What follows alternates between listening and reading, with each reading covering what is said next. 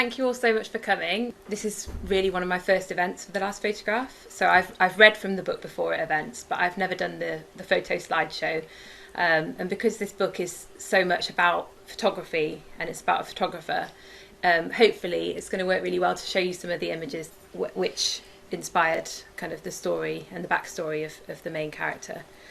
The Last Photograph is a book about Rook Henderson, who is a British photojournalist, a fictional one, who goes out to Vietnam to cover the Vietnam War.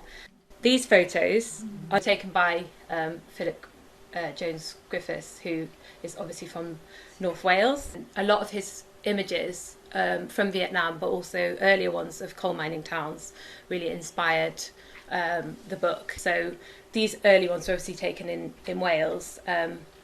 But I wanted to show them because they're from the right timescale of the village in England, and the way of life and some of the images of people kind of really inspired Rook's story.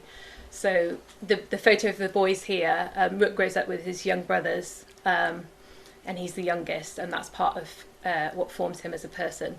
So that image in particular kind of summarised to me what the boys might have been like. And Rook's father is a real kind of hard coal miner who has a lot of difficult experiences, and some of the photos of coal miners from around that time were inspirational. Just to take you back to the beginnings of writing this book, why I decided to write about photojournalism. And that's really where it did start for me. The characters came later. The idea for the book came from a play that I did while I was at school called Safety, which was about a photojournalist. And I was just fascinated by the idea of the kind of person that becomes a photojournalist and goes into these places to take photos, conflict environments, dangerous places, but they don't necessarily, they're not fighting. They're fighting a different kind of war because they're taking the images, and they do have an impact, but they're observers and they're kind of outside, but they can't help but get involved. So that's everything I have to say, but if you have any questions, I'd love to answer them.